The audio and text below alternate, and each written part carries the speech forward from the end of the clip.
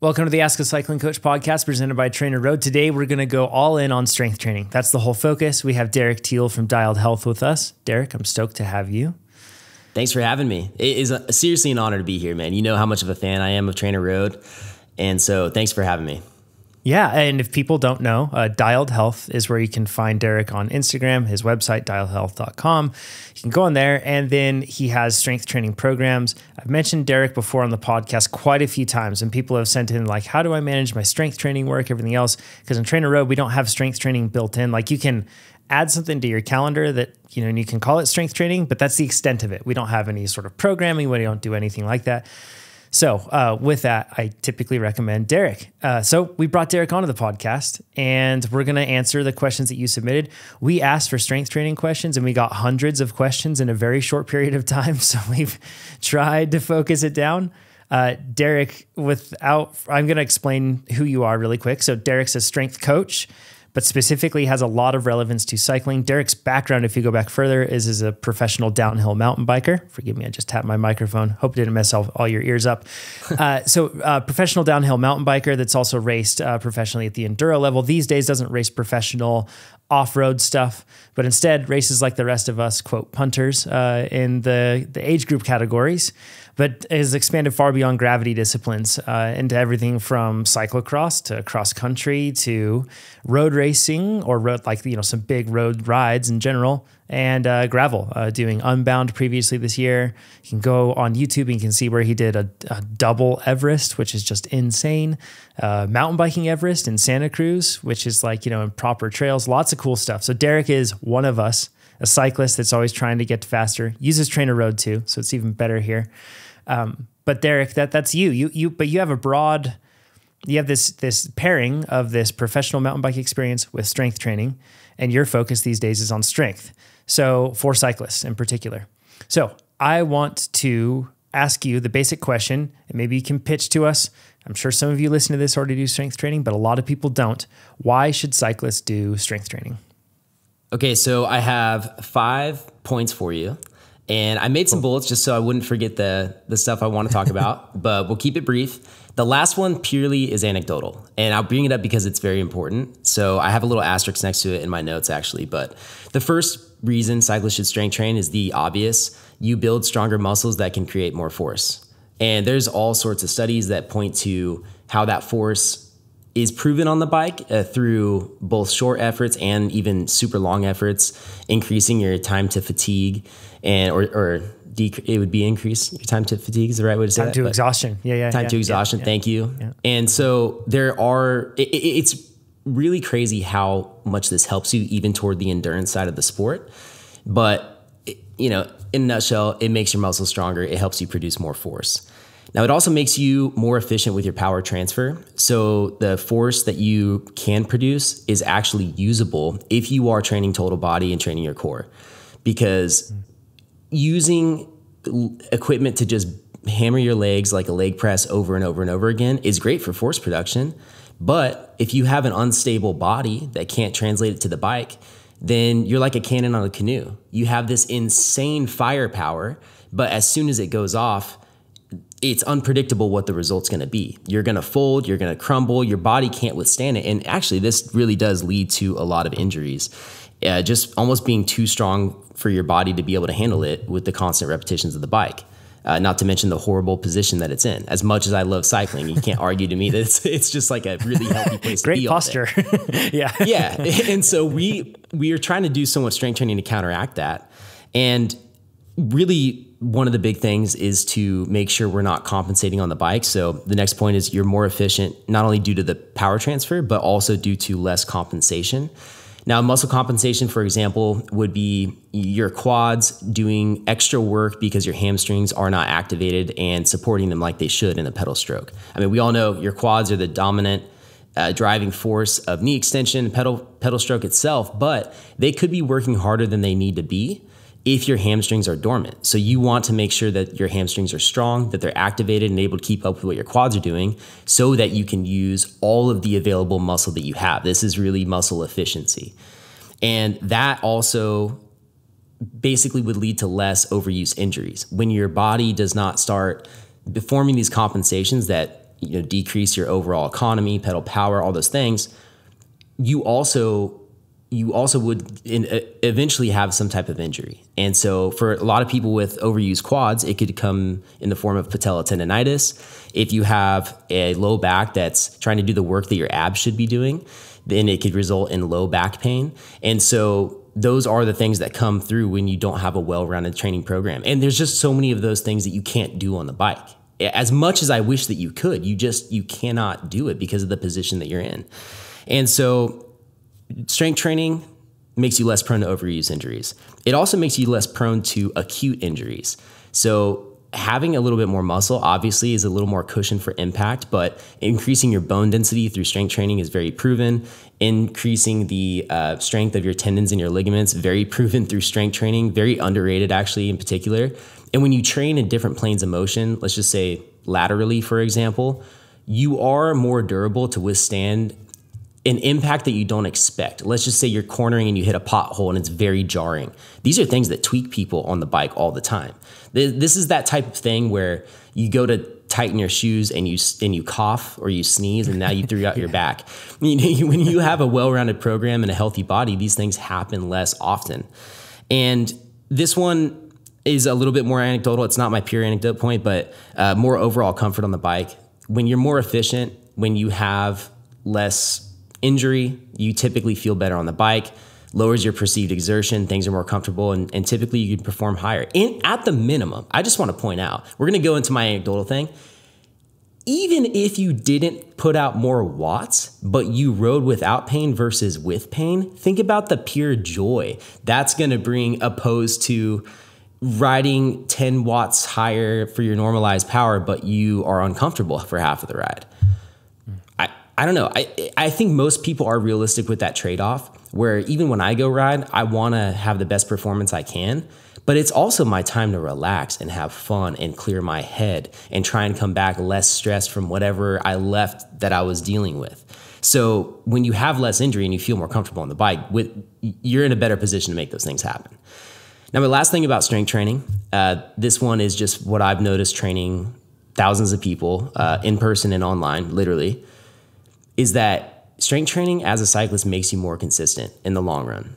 And even though, I'll just use myself for an example. I ride my bike 4 to 5 days a week without fail. And I love it. It's my favorite thing to do. I have 4 different types of bikes. I ride every discipline. I have a lot of variety, but I still wake up some days and I don't feel like riding my bike. I'm totally okay admitting it. And thankfully, a lot of times, those are the days that I have a strength training session on the plan. And for me, kettlebells are my favorite strength training tool. And so it's just a fun, unique way to train my body that supports all the things I just talked about, that also gets me off the bike and helps me be more excited about riding when I get the opportunity to, but also do something that supports it that I'm also excited about as almost another hobby. And so overall, long term, your consistency becomes so much higher because of those points I made and because it's just fresh. You have something fresh to do that's physical that gives you a lot of the same feeling you get from the bike. So those are all the reasons a cyclist should strength train. Nice. So more power, more stability on the bike, which in turn enables also more power, more comfort, and also the ability to avoid injury, pending any of those situations. And like you said, I do think in the long term, it also makes you more, I think it makes you more consistent, but in the long term, because in the short term, it might be different. And that's what we're going to talk about scheduling questions now. We're going to run through a handful of those. First question, Derek, this is a really common one. Should you do strength training in more than just the off season and the base phase? Because isn't that the traditional context? It's also always been delivered with strength training. It's like cyclists, don't worry about it. But in the off season, you want to hit the gym hard. And the base phase, you'll start to do it. You'll start to taper it off. And then later on, you won't worry about it. That's the traditional context. Is that correct? It's definitely not correct. And I think that strength training in the off season can set yourself up for definitely building a stronger base. But the truth is, if you don't use it, you lose it. It just is how your body works, almost in every way, shape, and form. So for you to not transition to some type of maintenance phase means that you're going to lose those gains, those hard work gains, those days you woke up with sore legs because you're trying to do whatever crazy program on top of your riding. Well, we're going to get into the details of programming and how to not make that happen. But all of that work is going to be gone within months. I think what's the stat? Muscles atrophy like 3 times faster than they grow or something. I can't remember what it is. Yeah. But I've the heard thing it, is, Mm-hmm. you lose power, strength, muscle, health so much faster than you can gain it. So don't work so hard in the off season for 2 months and then just take time off and lose those gains within a month or 2. You can lower the intensity, you can lower the volume, and find a balance that you can sustain throughout the year. And at the bare minimum, keep your muscles activated and maintain. And in fact, you were on my podcast earlier this week. I told you, I think maintenance is one of the most underrated sides of training, and having that as a goal, because it's not the most sexy thing, but when you can maintain a higher level throughout the year, you're not going to always be peak, but again, you won't have these crazy ebbs and flows in your performance. Yeah. There's kind of like this opportunity cost that comes, that affects your cycling training when you go through this initial adaptation period with strength training, right? In the sense that like you simply know that your body can't just suddenly add on a totally unique stimulus and have a lot of stress and then expect it to also just carry on as if nothing's happening and cycling training continue to improve as it was. Like you have to plan for that initial adaptation period, right, Derek? And that's what you're trying to avoid by stopping it at a certain point. And then you get into a spot where you start to need strength training, and it might be during a crucial time when you need to be making improvements on the bike. So it just makes sense to continue it. Is that right? Absolutely. Yeah, cool. Okay, so next one. How often should my strength training sessions be? I feel like this one is probably it depends, right? I think it depends, because your riding volume has a lot to do with it. You would never suggest that someone who rides 2 or 3 days a week and puts in a total of, let's just say, 6 hours of volume should do the same amount of strength training as someone who rides 12 hours a week, 15 plus hours a week, 20 plus hours a week. And I'm fortunate to talk with some pros that are riding 20 plus, 30 plus hours a week and trying to find out really what's realistic for them to do. And it's very different than the person who is on the other end of the scale. And that's totally okay. I think there's advantages to lower volume programs, but at the end of the day, you can do more strength training. I'd say, speaking generally, the less you ride. Now, with that said, on the other end, there is a point where you're not strength training enough to even really maintain. I really believe 2 days a week is the sweet spot, even if the intensity is lower, because that frequency allows you to somewhat catch the benefits of supercompensation. Even if you're not breaking yourself down too much, the supercompensation curve needs to be addressed twice a week for you to actually be on it. And so even if you lower the intensity, at the bare minimum, your muscles are activated and you're going to stay pain-free, hopefully. And doing just 1 day a week, which is the prescribed maintenance for a lot of people, I think that's been the traditional thing, and it's also based off of supercompensation, it's likely going to lead to you decreasing in your strength and your performance. And that could be from missing 1 week all of a sudden because you missed your one session, or it could be from a gradual decrease of volume and intensity and the frequency, and now it's just too much of a decrease for your body to even maintain. So I really think at the bare minimum, 2 days a week, check in with your body, do some strength training, get your mobility work in, and that is awesome maintenance. The less you ride, the more you can do. And even when you're in a building phase as a rider in the off season, 2 days a week is a sweet spot if you're doing a decent amount of volume on the bike. Yeah. Now the next part to this question, just naturally, is the fact that like, okay, 2 days a week is probably a minimum, but then depending on how many days you're training, then it can start to get a little bit complicated, right, Derek? So now we're going to start to talk about how you blend the two, strength training and cycling training. This first question says, what is the optimal approach to strength training your lower body while sticking to a low volume training plan? Within the context of TrainerRoad, a low volume plan is typically going to be somewhere like 3 to 4 days a week on the bike. And that might, those aren't going to be really long rides typically because you're a low volume athlete, meaning that you're probably time constrained. You could make them longer if you want. But in most cases, Derek, as you know, since you follow the plans and do all that stuff too, it's 3 to 4-ish hours. So in a situation like that, 3 to 4 hours a week on the bike where you're probably working your lower body, we can get into the programming in terms of what you'd want to work. But how would you suggest somebody time the strength training with that low volume cycling training? So purely on timing would be, And of course, we're going to have to mention that, all of this is relative to your ability to recover. That's really at the end of the day what it is. I'm going to assume the person we're talking about is a working professional and someone who is doing training as their sport and as their fun, on top of a full workload and most likely family load. We'll just say that. Okay. So a lot of people can understand what that's like. Even if you don't have a family, maybe you're in university or whatever it is. So I think that leaving a rest day is very important. Even with 2 days of strength training per week on a low volume plan, it seems like you could do your 4 days and then have a rest day if you trained your strength on 2 days outside of your workouts, so you wouldn't have to have any double days. I think prioritizing a rest day for no intensity, and it doesn't mean that you can't move and live or stretch and foam roll and do all those things to help your recovery, but just make sure there's no intensity. That's really important. And if I were to, I guess, put it out in the week, would you want to schedule that out for people?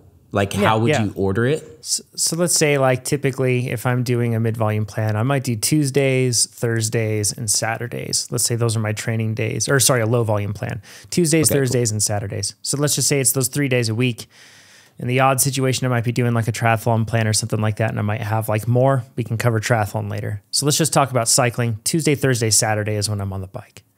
Okay. Well, Tuesday, Thursday, Saturday, it's going to be pretty easy to just fill in the days in between. You have a rest day on Sunday. After your rest day, you hit your strength training day, total body strength, include mobility. You'll feel a little fatigue coming into the following session, but it should be manageable, especially after a couple of weeks. And you might even feel better when you get into that session. If you have 3 days a week where you're riding, you have the opportunity for 2 rest days now. And so you could pick, and this is where experimenting comes in, and being an individual, you have to take into consideration, because you could do the second strength training day on the Wednesday, or you could push it to the Friday, which would be the day before your ride. Now, if you had that extra day in between, so let's just say you strength trained Monday, you rode Tuesday, day off Wednesday, strength train Thursday, ride Friday, day off Saturday, or did I say that right? Yeah, you'd be riding on the bike on Thursday, strength training on Friday, and then your last ride would be on Saturday. Yep. And then last ride would be on Saturday. And then you have Sunday off again. Yeah, so this is going to be something that you need to try out and see what feels better. I think, honestly, if you can get 2 full days between your strength training sessions, you're likely going to get the most adaptation from that strength training session, and you're less likely to dig yourself in a hole, especially if you're at a point where you are pushing it a little bit more. So if you can gap them out 2 days per week, I think that's ideal. So I would have that person push it back to the Friday. And with that said, though, I go 24 hours between sessions quite a bit. The most important thing is consistency and that you get it done. If you come into the session feeling fatigued, just lower the intensity that day. I mean, that's how you stay consistent. That's how you do it on the bike as well. You can just drop that intensity button from 100% down to 90, maybe down to 85 or down to 80 on TrainerRoad, like I have to do sometimes. Yeah. And good, so man. I like that would be my example. Space it out as much as possible. If you can get 2 days in between, great. Leave a day for rest. So let's say you're doing a mid-volume plan. And let's just run through mid and then high volume. So then that way everyone can kind of have this point of identification. Let's say you're doing a mid-volume plan and you train Tuesday, Wednesday, you have Thursday off. And then you have Friday where you train and Sunday. So Tuesday, Thursday, Friday, Sunday. And those are your training days. That would give you the ability to have some more days off, but just the same. We've stepped it up now. So Tuesday, Wednesday, Friday, and Sunday. Which is it still just a situation of, since you have the days off, that's where you'd fit the strength training in? Or would you want to start to look at adding a double day in? And when do you make that decision of when to pair strength training on top of a cycling day as well? I think you make that decision when your your frequency surpasses 4 days per week, because spacing out the work, it's just the best thing you can do for overall consistency and recovery between sessions. So I think this really goes in any type of training, like on the bike or off the bike. It's like the more time in between, the more time there's to recover, the more you can do the next session. And so I would say if you're riding up to 4 days per week, do your best to try and keep your strength training days on separate days and still take that 7th day as recovery. So you'd be filling in the gaps and leaving one day in for recovery. And then at that point though, before we're even talking about double days, this does get to a point where you think, well, I need to make sure I strength train on the right day, because if I have a hard effort the following day, I may not have the gas in the tank. I may be too fatigued. And I will say this does become a little bit more individual because it's what you can recover from. And you know what's crazy is I'll talk to people even with double days who love doing their workout first before their VO2 intervals. Or some people love doing their VO2 intervals first and then working out later in the day. Some people will go back to back. And what's hilarious is that I have an order that I prefer, and sometimes it's completely opposite from something someone else prefers. And I could sit here and argue all the reasons I like it, Sure. and they can argue all the reasons they like it. And even if you point to science, a lot of times you can almost cancel each other's argument based off of whatever, like, You can always find another study. Yeah. So Yeah. then you're asking yourself, okay, what's the best for my schedule? What am I the most motivated to do? You know, do I just prefer to ride in the morning? Or is my commute does my commute past my gym and it's easier to get it in on the way home versus the way to work? Or those real life scenarios almost become more important the busier you get, unless you're in this very uninterrupted chamber of control. I mean, and there are some people there for sure. And there are some people that prioritize it to the point where they will put themselves in that position, which I definitely respect in a lot of ways. So I think that we can get into the nitty gritty with talking about double days on the high volume plan, because that's going to be necessary. But if you're riding a mid volume plan 4 days a week on the bike, just do your best to get your workouts in on those other days. Awesome. So a high volume plan where you're going to be training like 5 to 6 days a week. Let's just assume the 6. So then we have this more extreme scenario. So you have one day where you're not training on the bike every week. You know, let's just say that day is your Monday. Mondays are your recovery day. That's a common one for people on a high volume plan. In that situation, you probably don't want to strength train on that one day off that you have, right? Because that's a day where you really need to make sure that you're able to recover. Well, that depends. I actually haven't done a high volume plan on TrainerRoad. Do you guys incorporate a 30-minute zone 1 ride in that plan? Not on that day. We want it to be fully off so then everybody can do that. Now within most But even within the plans, 6 days? Oh, yes. Yeah. Is there some one days are super mellow ride? Some days are, depending on the plan, some days are super easy. 30 minutes easy.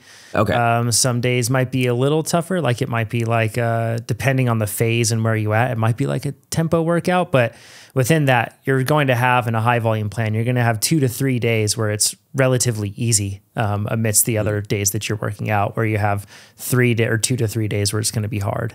So yeah, it balances back and forth. So it's not like you're just getting pushed to the 9s for all 6 days, right? You still have this ebb and flow of intense, easy, and then you go into having a day fully off the bike. Okay, I just wanted to make sure that the easy day was less than a 90-minute endurance ride or something like that, like a zone 2 ride or something.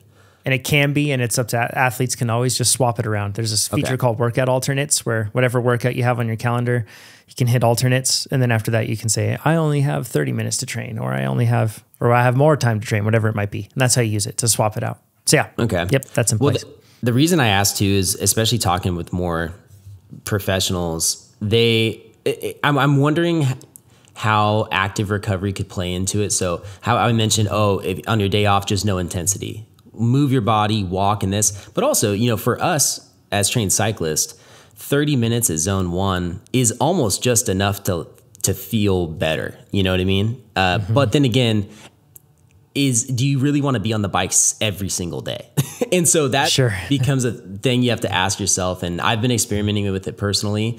But with that said, I think maintaining a complete day off is a really good idea for your mental state, for your body. And so I think that you're basically going to be rolling double days. And if you're doing 5 days a week, obviously you'll have 1 day of strength training only, and then you'll have 1 double day. If you're riding your bike 6 days a week, you're strapping in for 2 double days per week. There's really no way around it if you're going to prioritize the rest, which I don't want to say it's a non-negotiable, but it's impending doom if you don't. For sure.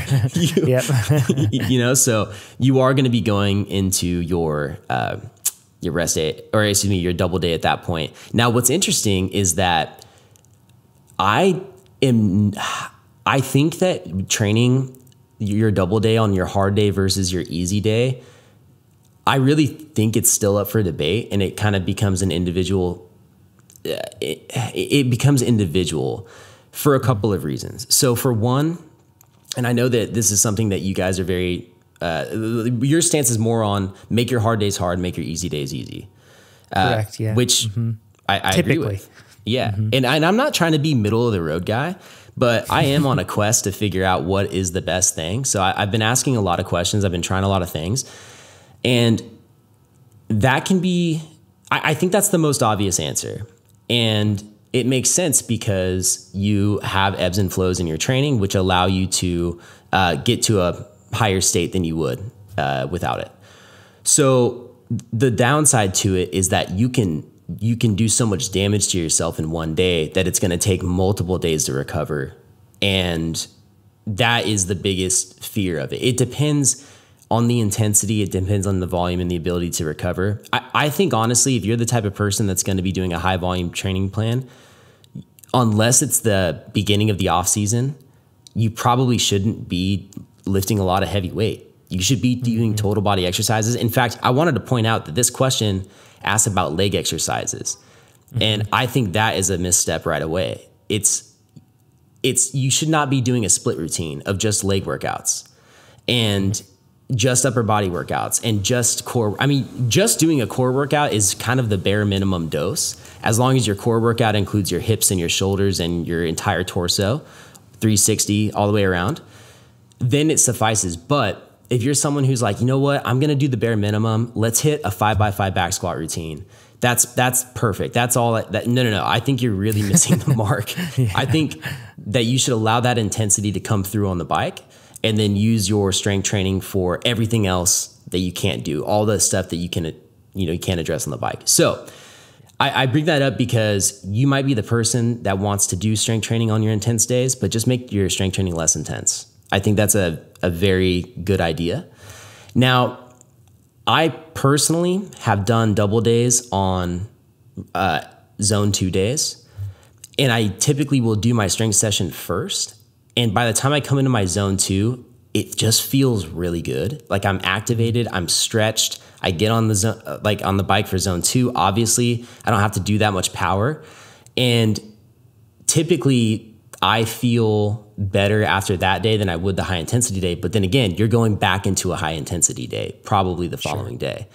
And so I think people should be willing to experiment with it, with their schedule. But I would say at first, probably pair the high intensity with your strength training days. And if you can do it, do your high intent. This is almost like a middle of the road thing. But if you have a high intensity day that is a lower duration, that's a perfect strength training day. That's a really good strength training day. And my VO2 versus something like a threshold day or something like that might be a little bit better. If it's like a shorter VO2 workout versus a longer, sweet or a longer threshold day that you would have. Thanks for clarifying that. That's exactly what I mean. The feeling of doing sweet spot intervals after a quality strength training session is pretty tough. It's pretty tough compared to the explosiveness of something like a VO2 or sprint day or something like that. So I think you'll feel better if you can pair those things up. But at the end of the day, it comes down to consistency. What works best for your schedule and what are you going to actually be able to do? Because the person that does very low intense strength training 2 days a week without fail on a high volume plan is likely going to beat the person that has 2 weeks of awesome killer strength training sessions that they can't keep up with. And then they have 2 weeks off and they're constantly in this in and out circle. Plus that does lead to the cycle of forever soreness, which we want to avoid at all costs. You don't want to be always, you don't want to be sore. Yeah. Can you explain that, the forever soreness thing really quick for people? Forever soreness is the person who trains legs once per week and they walk in the gym and they say, you know what? I'm a cyclist. I'm in the gym. I should be making my legs stronger. So I'm going to go over there and I'm going to do barbell back squats and I'm going to follow it up with some barbell deadlifts. And then I'm doing Bulgarian split squats. And then we're going to go over and sit on the leg curl machine and hit my hamstrings. And then I'm hitting calves. And then you know what? Because I'm sadistic and I love pain, I'm going to do some walking lunges to failure. And we're going to get like 100 reps in. You know, I'm going to tell you right now, that kind of workout gets me excited, genuinely. I love training legs, and most cyclists do, but you're going to do it. You're going to be so sore and debilitated that you can't walk for a few days. So then you put off your session for the next week. But by then you miss the super compensation curve. Your body just basically goes back to baseline after a week. And it's very unlikely that you won't just be in that cycle.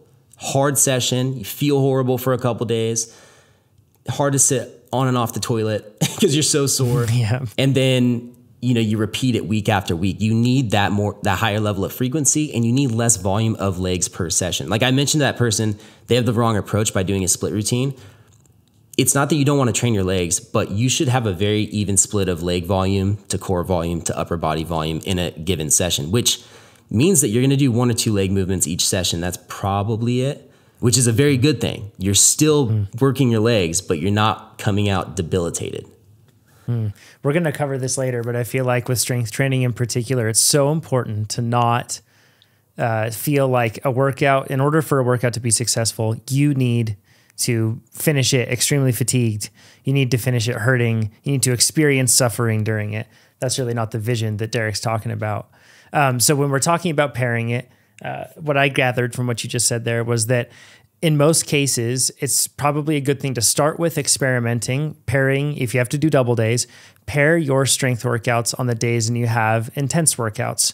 In terms of which one comes before the other, we typically advise people that, like, if you feel like your strength workout is impairing your cycling performance and you've got like important goals that you're trying to achieve, and that's where your priority is at the cycling side of things, you might want to shift your strength training to after your cycling workouts.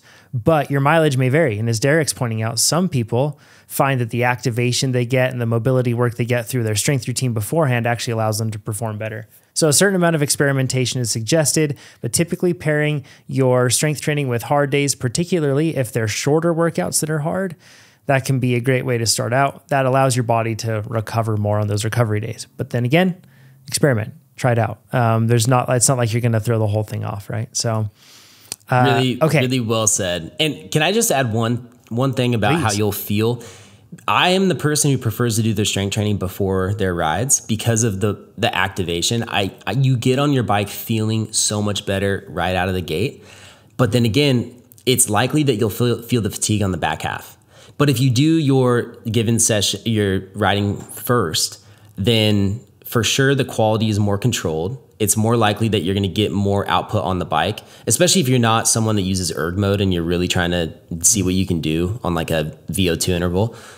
That's a good idea. But then again, I know I'm the person with everything that I do. I still sometimes will jump into a workout that has intervals, and the end of the warm up or the first interval, sometimes I don't feel ready yet. I'm like, dude, I've been on here for 6 minutes.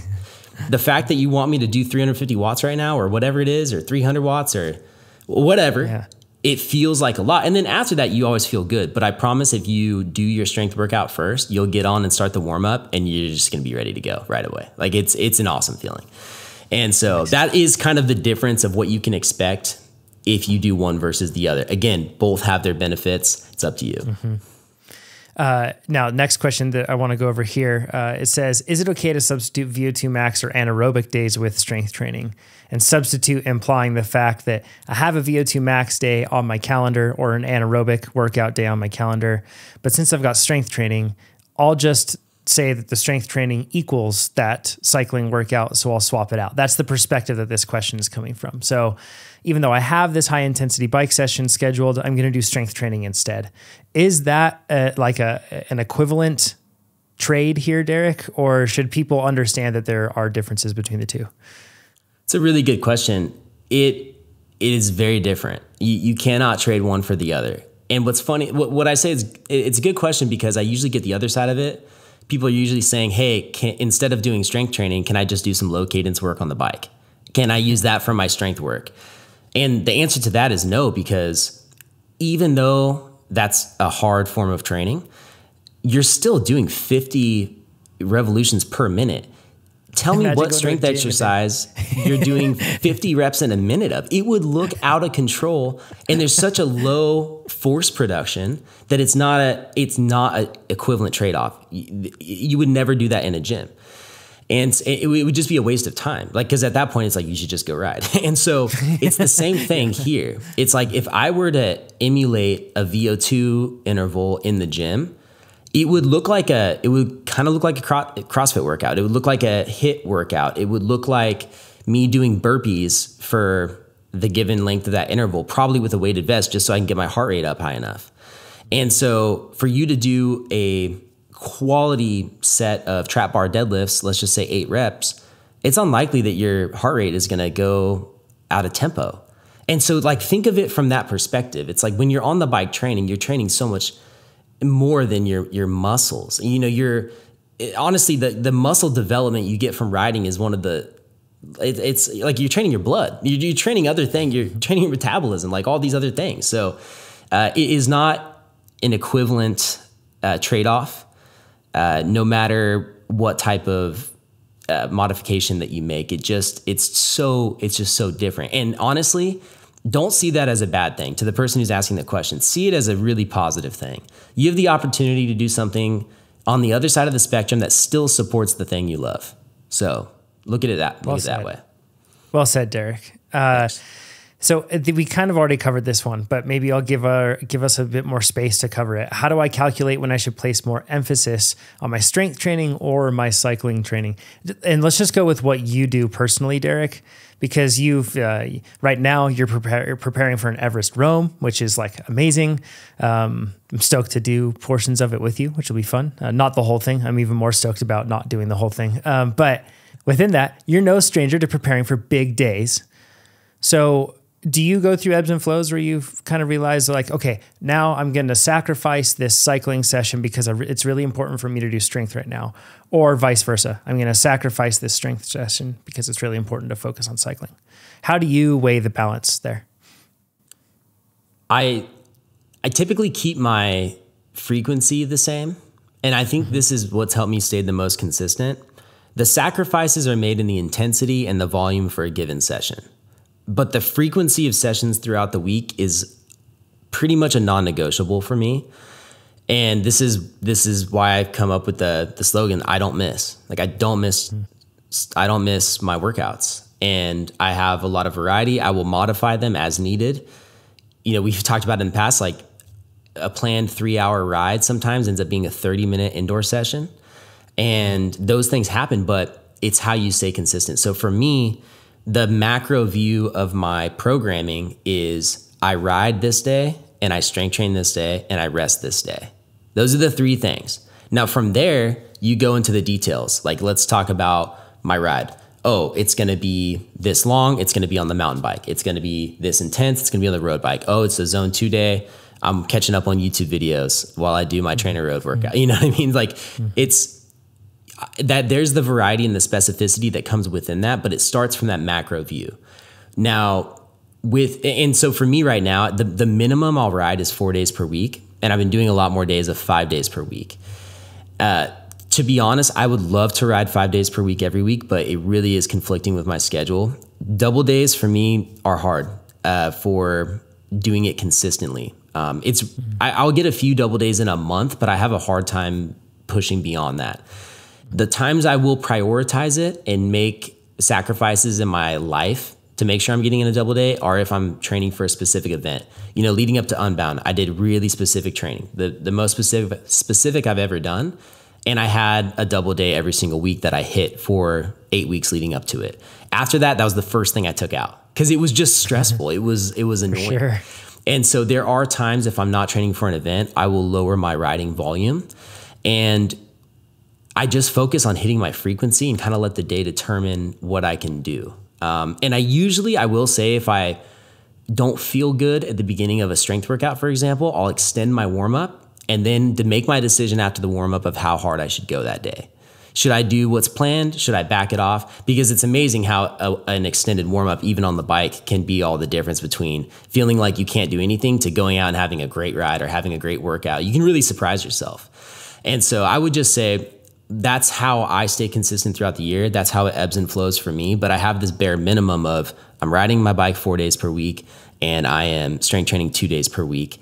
Now I will say the first time in the last 3 years, I have not ridden 4 days per week was when I did this family vacation to Catalina Island, and getting a bike there is such a pain. I was like, it's not worth it. I have, for those who don't know me listening, I have 3 kids under 4 years old. I have a 4-year-old and I have 2.5-year-old twins.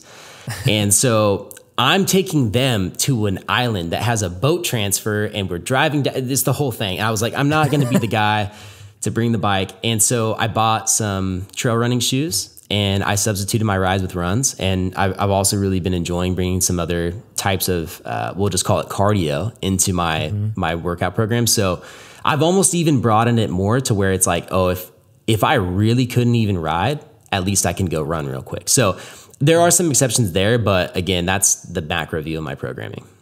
Derek's going to do an Ironman with me someday. It'll be fantastic, both of us. So you know, who'd have thought? Yeti factory rider, DH rider, now doing an Ironman. So yeah. My wife grew up swimming and running. And it's been my mission to get her on the bike. She won't do it. Now she's been wanting to get me to run, and I'm starting to.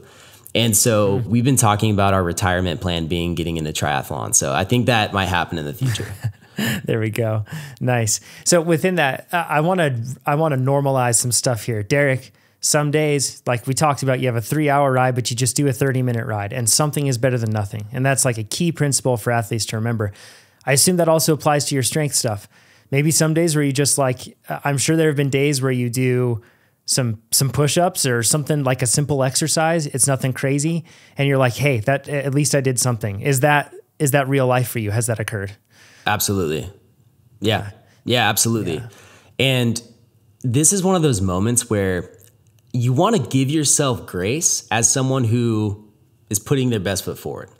At the same time, you don't want to give yourself too much credit and start patting yourself on the back for something that really isn't an accomplishment, because I don't want to go against what I said about maintenance being underrated. But the thing is, if you get into that position more than a handful of times per month, you really need to start looking at your schedule and how you can change things, or really change your expectations in general about what your baseline is.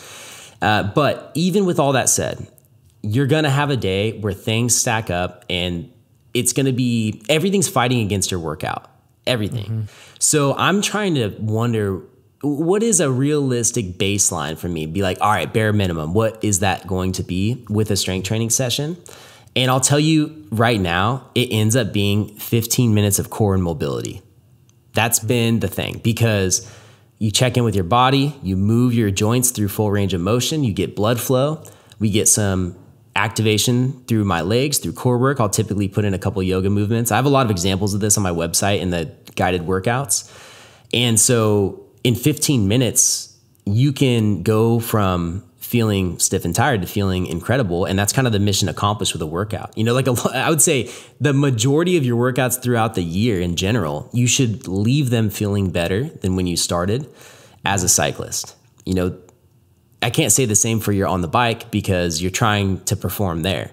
It's like if you were a CrossFitter trying to perform at CrossFit, you shouldn't feel refreshed after every workout. But for the most part, you should for your strength training to support your cycling. And so it's like taking that mentality, okay, what would the bare minimum bar be?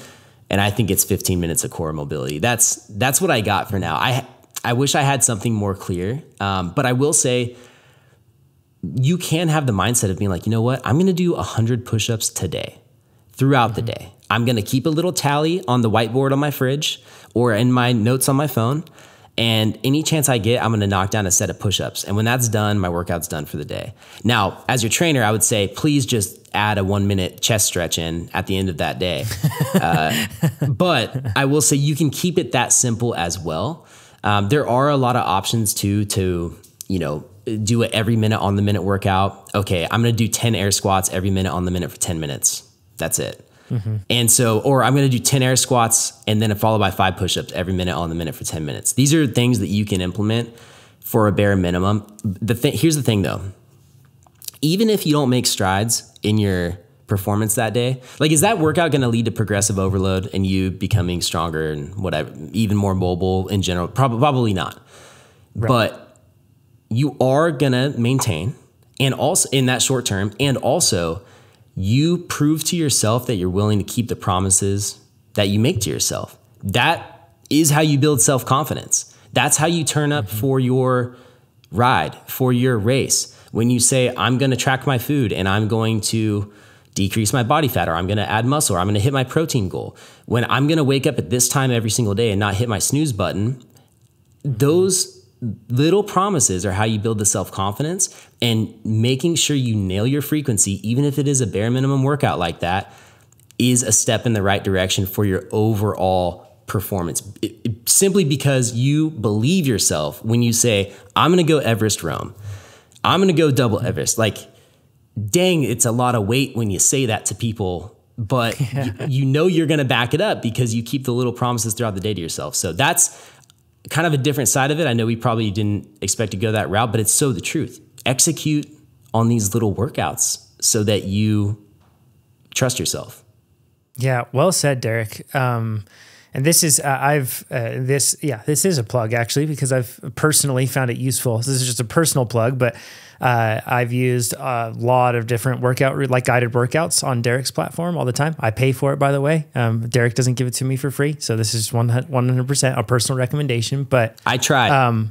It's true. Yeah. But 15 to I've done routines in there that are 15 minutes and then most of them are between 15 to 30 minutes. They're not long. So these strength sessions don't have to be something huge and drawn out. They don't have to be something that really, like Derek said, really hits like a specific type of muscle group and just hammers that home. For us cyclists, it's much more about total body. But yeah, doing what you can. Let's get into some programming questions. This one is kind of funny. It's kind of a programming one, but I think it's contextual and it's important to ask. Somebody asked, how much will my sprint power and my threshold increase from strength training? This is absolutely it, and it depends, right, Derek? But what would you say to a question like that? I'm sure you've gotten it before from clients. 200 watts guaranteed. Nice. Every time, 60% of the time it works every time. Yeah, this is completely individual. And I could never get a number on this without some wild amounts of controlled trials that I don't see myself doing within the next 10 years. Although it would be incredible to have this stat. I have had people tell me that, okay, so crazy. I've had people do my mobility routine, which is literally foam rolling and activation specifically for your posture. So you do an overhead squat assessment. It tells you where you need to prioritize your mobility to be in better alignment and to stack your joints better. And I've had someone do the first workout and go out and have a 3-second power on their sprint. And so, and they told me right after, they're like, it was crazy. Like, obviously I didn't get stronger, but what did they do? They got more activated and they got more aligned. And even though that was a short-term thing, it does happen. And particularly with sprint power, we've talked about this many times, like on our podcast, but there's a lot of things that get in our way of producing a powerful sprint. And a lot of that is coordination and alignment and activation. And like, if you don't have those pieces in place, you could have like a 1300 watt sprint, but you're only hitting 900, and it can be that profound. Like, if those pieces aren't in place. So yeah, that's a good example of the fact that it may not make your muscles giant or make your muscles more powerful and able to push it, but there's other benefits to it. Right. Yeah. And then over the long term, I've seen people, I have an amazing testimonial right now. Daniel Benjamin, shout out to you, Dialed Fan member since November. Great guy. You know Daniel. Yeah, that's right. Yeah, I know who he is. That's cool. Okay. That's awesome. So he has lost 60 pounds since November, being in a very small deficit, tracking his food, hitting his protein goal. He's been nailing his TrainerRoad workouts, nailing his Dialed Health workouts, and his FTP has gone up. And I want to throw out a number. I'd have to look through our testimonial back and forth, but we're going to have it up pretty soon. But it's at least 20 watts. It's very significant FTP bump for the weight loss that he has experienced, considering that he's been riding the entire time. It's not like he just started riding bikes and he's a complete beginner. And that's what's so crazy to me. And so these things do happen. And of course you want to be cautious about making any type of promise. I really don't want to be snake oil guy. But at the same time, I think that there are things you can't measure that are so real that to not talk about it is doing a disservice to the product, doing a disservice to the person. And, to even say like my sprint didn't get more powerful, but man, did I feel more stable and safe. Think about that long term. If you are less likely to crash because you're not out of control doing your max sprint at, let's just say it's 1100 watts, or you're at the end of a race and it's a 1500 watt sprint, but oh my gosh, you feel like it's not only repeatable, but it's safer. That for your longevity in cycling is so important. So yeah, I can't promise a specific amount of watt increase, but I know that it absolutely does happen. And I would take that to the bank. Yeah, and it can quite literally do actually. So anecdotally, for me, there's the snake oil coming back. Yeah. Anecdotally, I have the times that I have performed the best on the bike in terms of watt kg, but above all, in terms of performance on the bike and in terms of how I feel on the bike, it absolutely coincides with when I'm most consistent with my strength training. That's it. And I'm not consistent with my strength training, and I need to do better with that. I'll get in 1 time a week, then I might do 3 times a week just because I enjoy it and it's fun, and I'd probably do a little bit too much. And if I just settled on 2, it would probably be better. But it absolutely coincides with me feeling best. It's when I'm avoiding injury. That's when I feel like I can be the most dynamic on the bike as well. It's kind of weird, but it's when riding the bike is more natural and there's less filter in between what I'm thinking and what I'm doing. Mm-hmm. And that's an important thing when you're talking about dynamic racing, like criterium or something else, where it's just purely instinctual and you're trying to react really quickly. And when your body just does the thing and you don't have to think about what's going on, man, it feels great. And the same thing with like even triathlon and being in the aero position, and when your body just does it and it's there, it's really good. So I also, that is the mind muscle connection, if you don't mind me jumping in there. Mm-hmm. Yeah. Think about it this way. You're training your brain to communicate with your body and through your extremities. Proprioception. It's your spatial awareness. Where are your limbs in accordance with your torso, with your spine?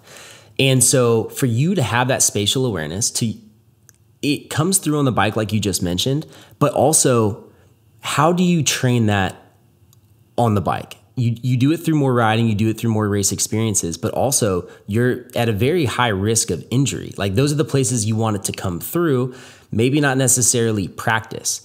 And so for you to go to a gym that is one of the most controlled, safe places that you can build this type of mind-muscle connection, it's just the best place to do it because you are purely focusing on that and not any other type of performance that's going to potentially lead to some injury. I mean, you have to be careful in the gym, but this is like where doing a very unstable workout can be very beneficial. As crazy as it might look, and as much as someone might want to say, oh, look at these Instagram moves, blah, blah, you practicing balance improves your mind-muscle connection. And it comes through in day-to-day life, helps people not slip and fall. I have worked with the elderly in the past. This is a very important thing. For you to be able to catch your own balance, it's the same thing on the bike. It is the same thing. Oh, yeah. 100%. Yep. Super important details. Next question. Do I need to lift weights, or is body weight work enough? This depends on your current level of performance or your current fitness level, because there's a lot of people that will get very sufficient progressive overload and the ability to adapt from their own body weight. In fact, the heavier you are, the longer this could go on for. You could get incredibly strong lifting and moving your own body weight if you're very heavy. And so that is also a factor, because if you're, 100 pounds, you might be able to do sets of 50 push-ups pretty quickly, or sets of 15 pull-ups pretty quickly once your strength comes up, and you're gonna have to load yourself to actually get more stimulus. So those are the disclaimers about the type of person, but most likely bodyweight work is a very good starting point, and it's a very good maintenance tool. If you become more experienced with strength training, you're gonna start wanting the tools for the job. You're gonna start wanting external load on your body. And honestly, there are things that you can do with heavy weight that you just can't do with body weight.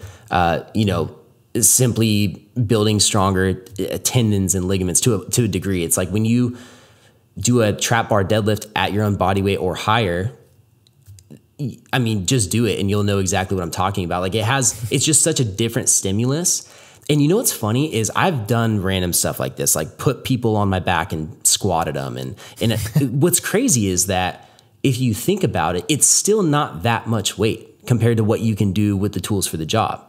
You know, I can't, because it's just so cumbersome and awkward, you can't just deadlift a 200-pound person that's laying on the ground.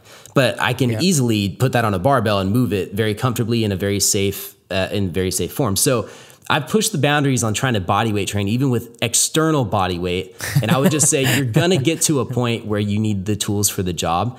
But then again, don't feel like you need to have this huge build out. You know, think it really is the 0 to 1 mentality. If you don't have any tools, get one kettlebell.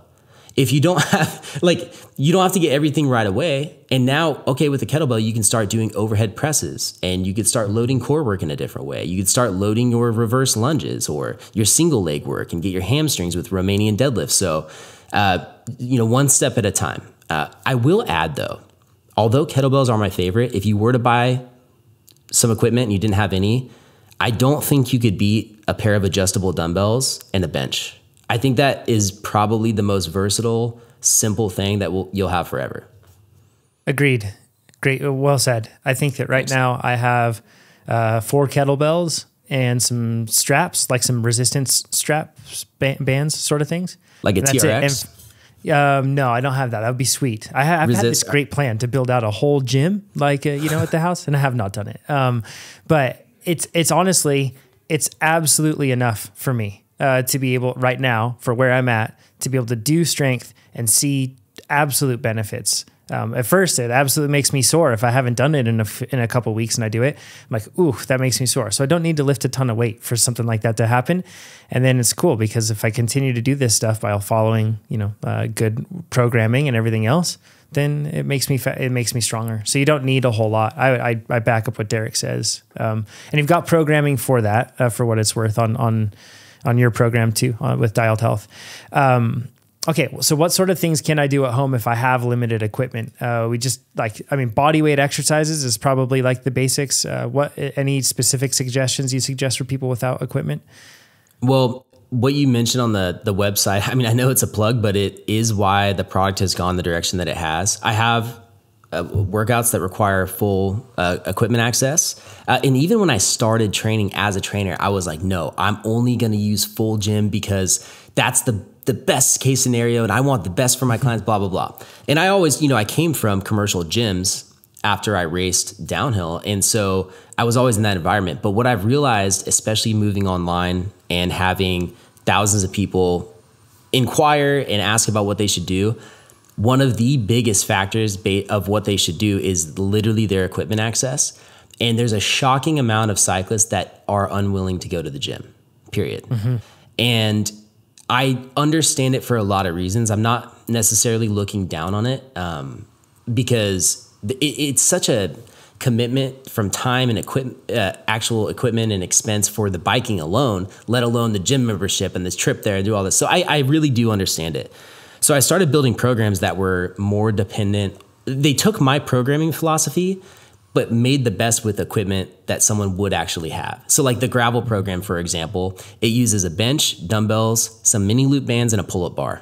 Very minimal piece of equipment. I have full-on no equipment programs, multiple options, even HIIT programs for those people who do very limited riding.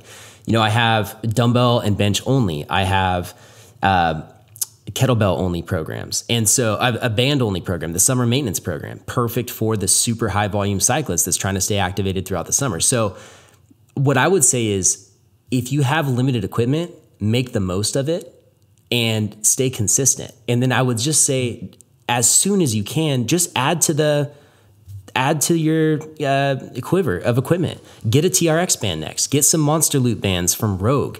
Those are a great product that you are very versatile. Get a pull-up bar, get a kettlebell, and slowly you can start stacking this stuff up. And I will say, it all costs money. I'm very aware of that, and I get that that's a huge factor for some people.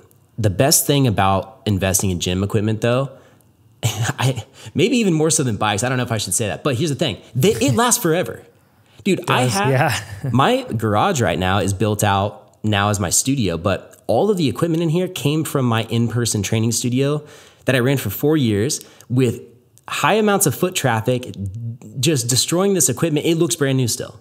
And so that's the thing is, you buy a pair of adjustable dumbbells, if it's $500, I mean, that is legit, but you're going to have it for 10 years at least, maybe forever. So that is something to consider. Use what you have available, slowly add pieces of equipment over time, and just remember they're going to last for a long time. Yeah, well said, Derek.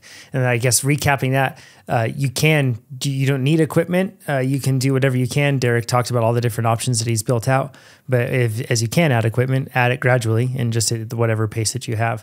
The next question is, should cyclists use systems like suspension training systems like TRX? Those are like the straps that you have hanging from rafters, or a pull-up bar that's like hard mounted to studs or something like that, or a rack.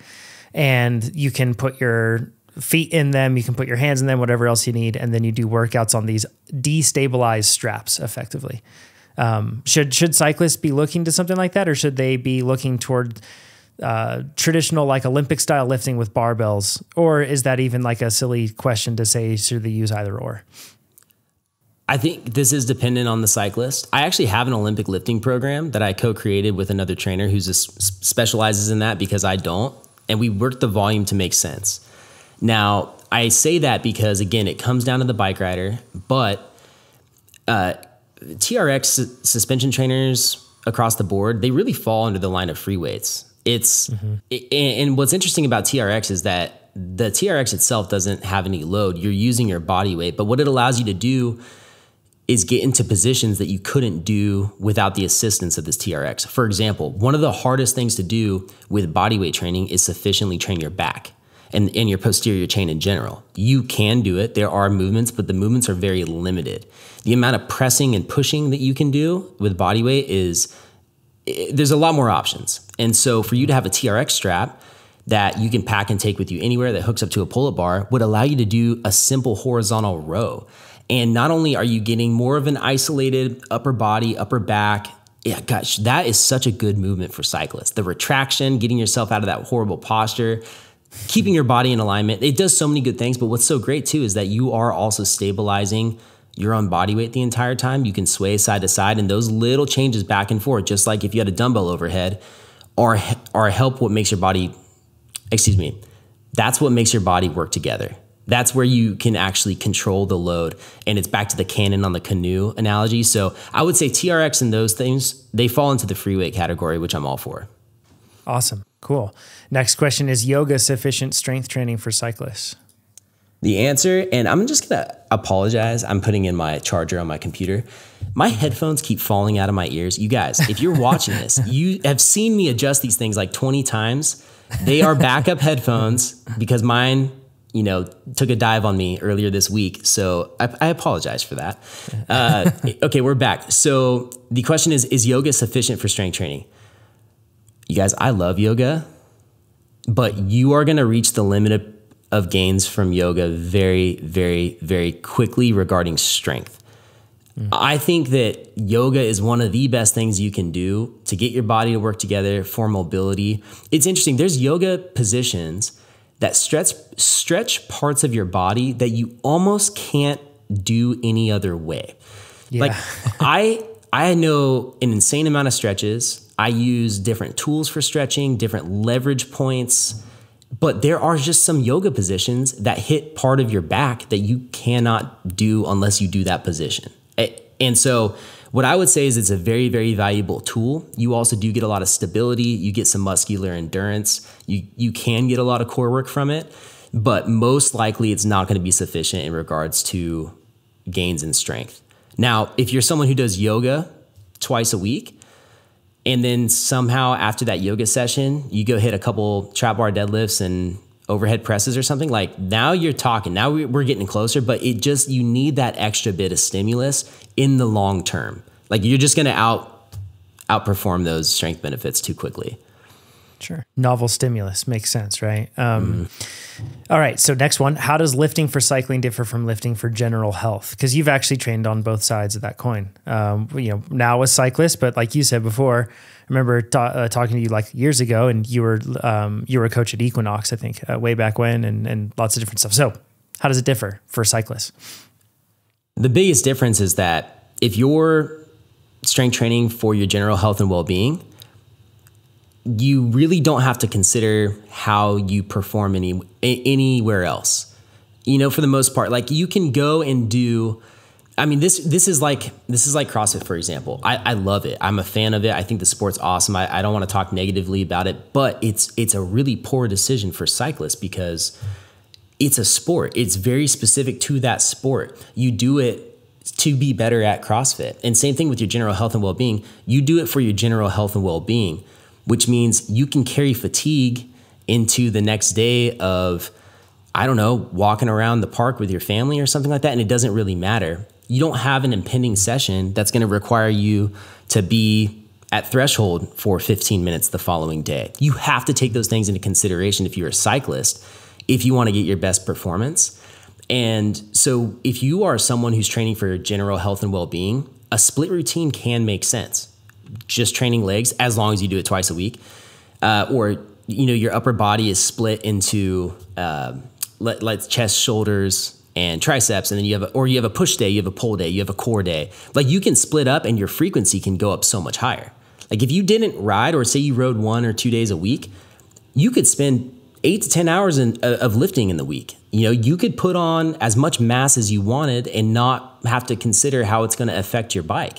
And those are all great things for general health and well-being for the most part, but it gets different than the specificity you need to have as a cyclist. Like there's at a point you have to walk in the gym as a cyclist with some sort of rev limiter and be like, okay, this is my goal today. As much as I want to do that killer leg session, I can't because of those threshold intervals tomorrow. So did that clearly kind of tell the difference? This is an easy rant topic for me.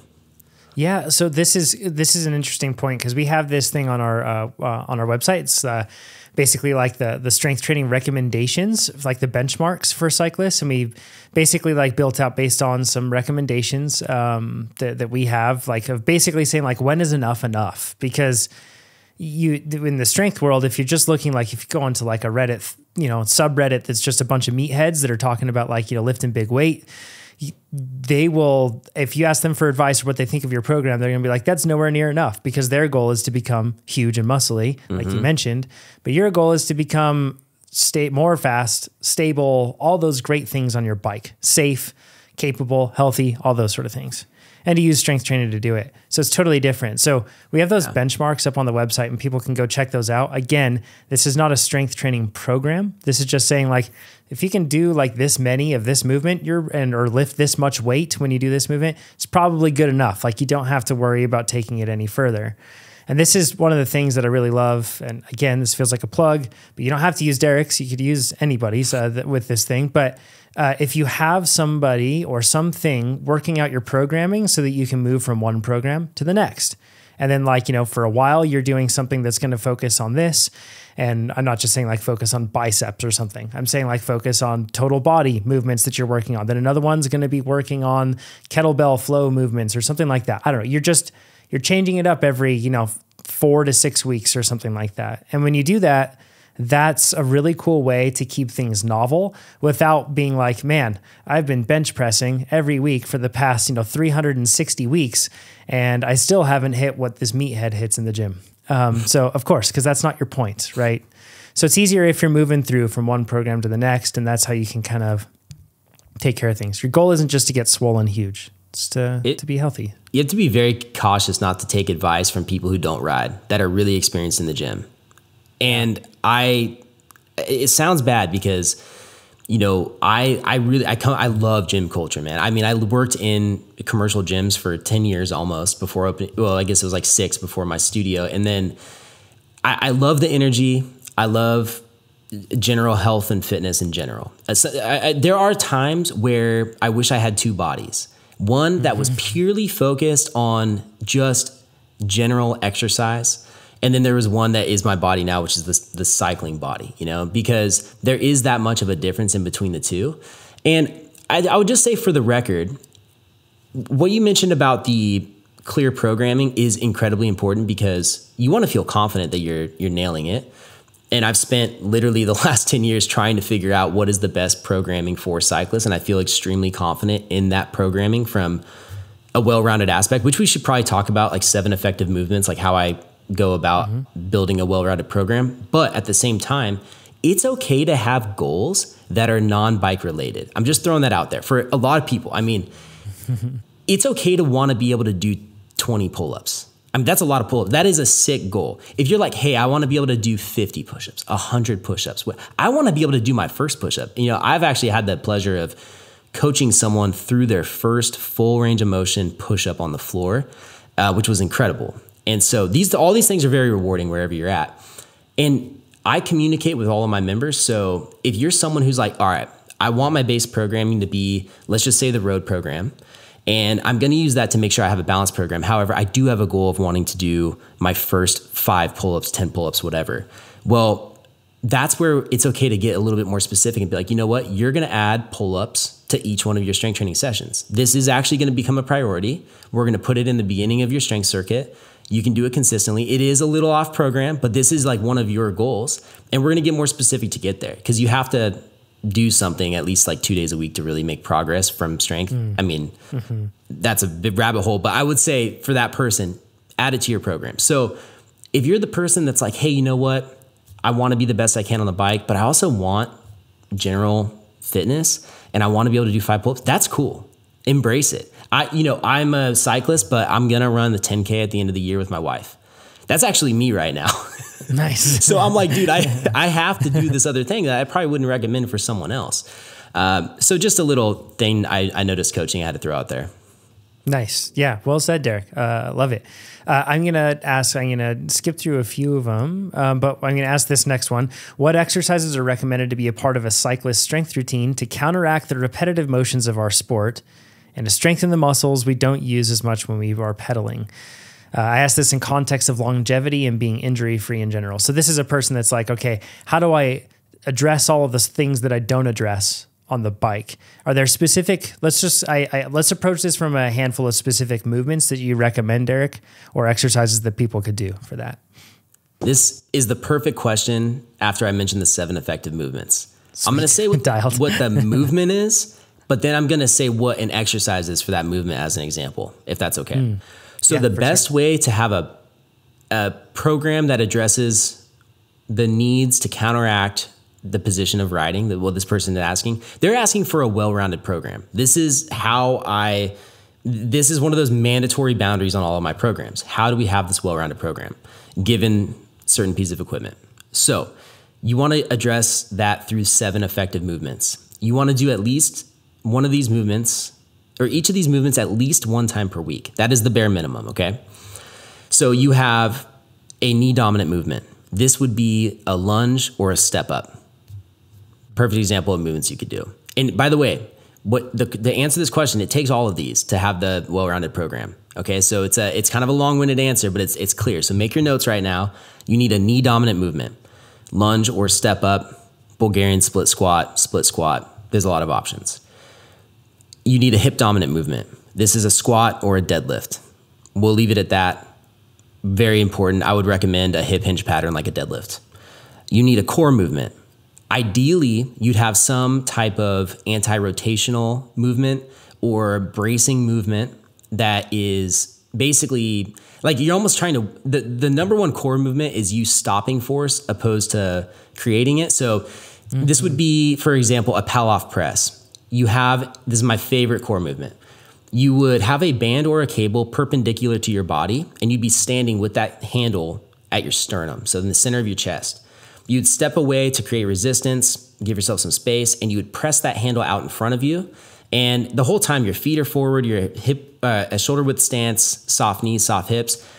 Your core is braced. As you press that handle out, because the force is coming from the side, and you're trying to stop that handle from moving left or right, you're going to feel a ton of force. You're fighting rotation. That's an anti-rotational movement.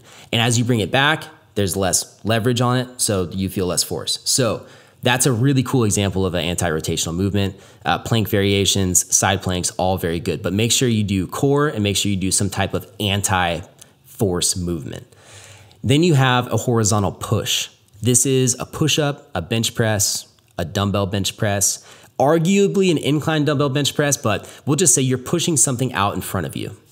You have a horizontal pull. like the TRX row that I mentioned. You could do a bent row with dumbbells or a barbell.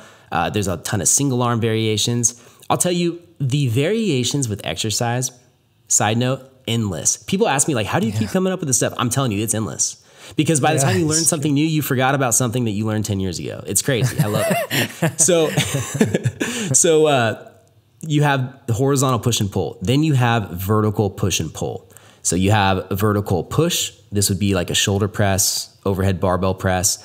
You have a vertical pull. This one is definitely on the more limited side because a pull-up is the most obvious. There are single arm movements you can do, lat pull down, a lot of cable variations that you can do, but those are the 7 effective movements. And within those movements, you want to have the specific exercises of what I mentioned. So knee dominant, hip dominant core, horizontal push and pull, vertical push and pull. If you do all those things, you're going to have a well-rounded program. And then from there, you can add more volume to the things that are more of a priority to you. Well said. Nice. I like it. Next one I'm going to ask, are kettlebell flow workouts too intense for cyclists while following a training plan? Should beginners be doing kettlebell flow workouts? I kind of feel like this is asking the question of like, should beginners do threshold workouts or VO2 workouts? It seems to me, Derek, that like as long as it's appropriate in terms of intensity and what they're moving and the weight and all that stuff, it's fine. Like as long as it's not, as long as you're not doing it with like a 75-pound kettlebell and you're just getting into this thing. Yeah. So I saw this, I almost think intensity is the wrong word. I almost think complexity is probably the more appropriate word where, yeah, if you go light, it's going to be a low intensity, but oftentimes kettlebell flows are complex. And for a person who doesn't have good movement patterns, they can't just drop into quality squats and lunges and overhead presses and rack positions. Telling them to do all that at once is probably not the best idea from a complexity standpoint, from efficiency, and I would say potential, risk of injury, but at the same time, you could use a super lightweight, so which is a benefit to kettlebells. So it could be too complex for somebody. And that's why, funny enough, even on my kettlebell program, I have every workout ends with a flow, but then there's a modified flow. And I take the hardest part of the flow out, essentially. Because it's like, you can still get the muscular endurance, you can still get the volume that you want from this flow without doing the extra crazy bit. Now, the extra crazy bit probably hits your core in a way that is really great, but it's not, it's a stepping stone. Don't expect yourself to go do this crazy advanced workout right away. Now, with that said, kettlebell flows are so incredible for cyclists. Why? Look at it's like loaded yoga. Really think about it. You have crazy muscular endurance. It helps your grip strength a ton because you're constantly swinging this kettlebell. It's usually unilateral. So almost everything you do is loading one side of your body more than the other, which means it takes a ton of stability. It makes your core fire in all sorts of ways that you can't do without it. So, and you can do double kettlebell flows, add the intensity that way. But I'm a huge fan of kettlebell flows. They just have to be appropriate for the person. I mean, I've coached people too long to assume that they're just going to jump into it. Sure. even the rack position or the handle grip position can be so off for somebody that it's not worth it. And teaching someone these steps one at a time before you link them together is very important. Nice. Does my lifting plan need to be adjusted for age? Yeah, I would be more conservative the older you are. I would start slower because you're going to recover slower. You have potentially more compensations already built up that you're going to have to fight. You have movement patterns that are more ingrained that could be bad. You know what's weird too? I've had a lot of very successful clients in their mid-60s who are stronger in poor movement patterns than correct movement patterns. And for a deadlift, for example, you could have somebody that can deadlift more with a round back than with a flat back. And it's kind of scary, but that's them.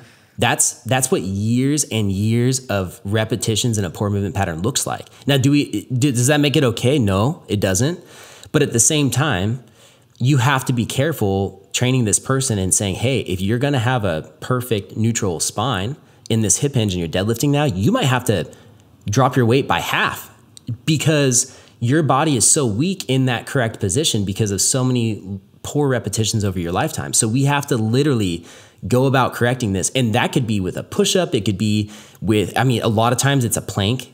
or like your spine position or hip position in a plank.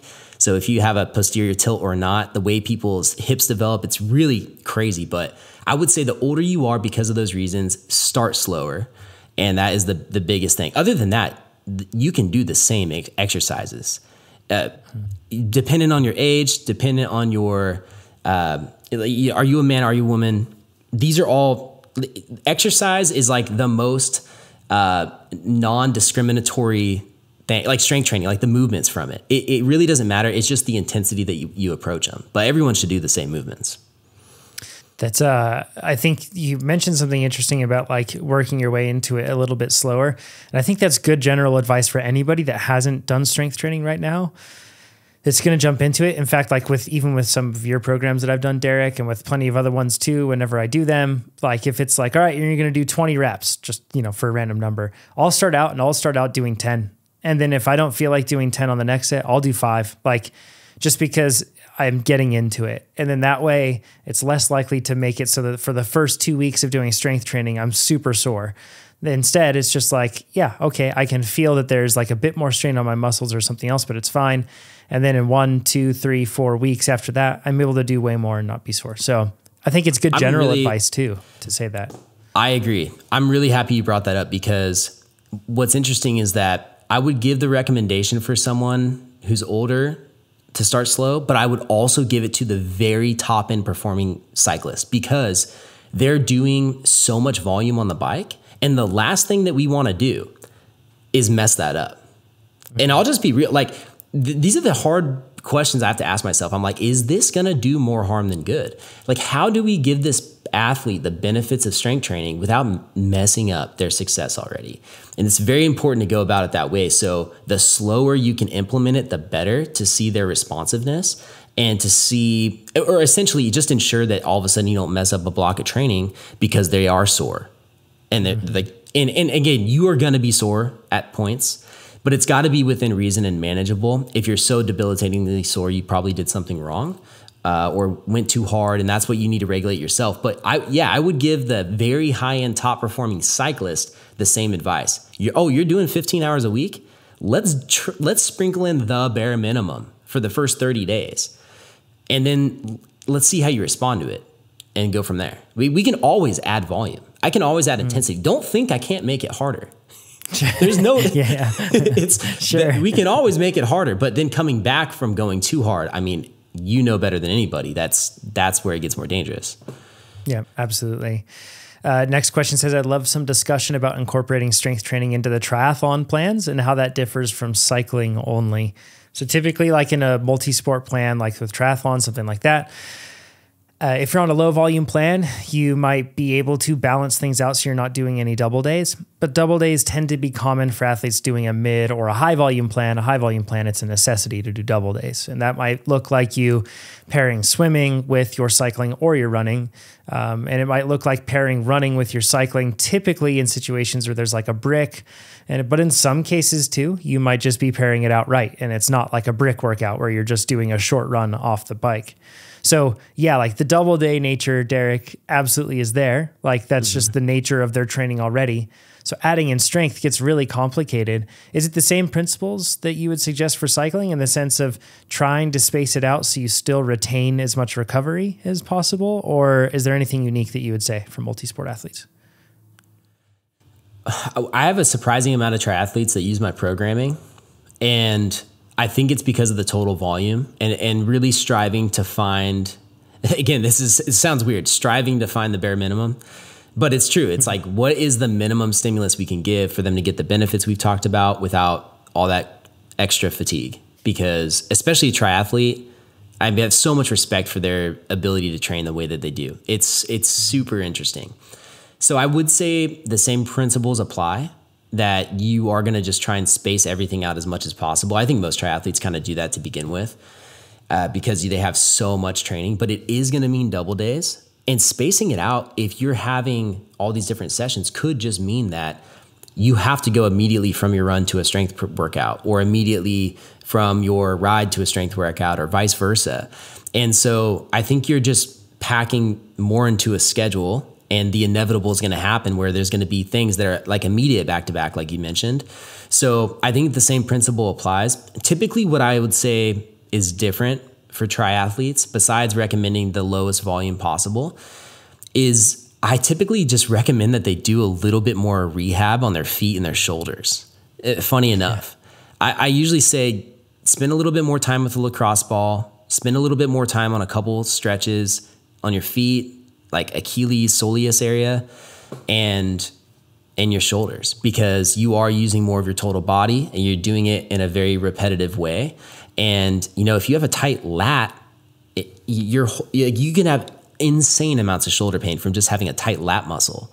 And so I would recommend making sure that, you know, with the extra volume comes the extra recovery. This is like with the great performance comes the extra, it's like the pendulum swinging, you know, what's the Spider-Man quote? Quick, great power, great responsibility. It's like exactly excessive amounts of exercise, excessive amounts of rest. It's like you have to swing it back. So funny enough, that's like the biggest thing I recommend for triathletes. Yeah, absolutely. I asked quite a few triathletes, fast age groupers and professional triathletes after I saw this question, what they did.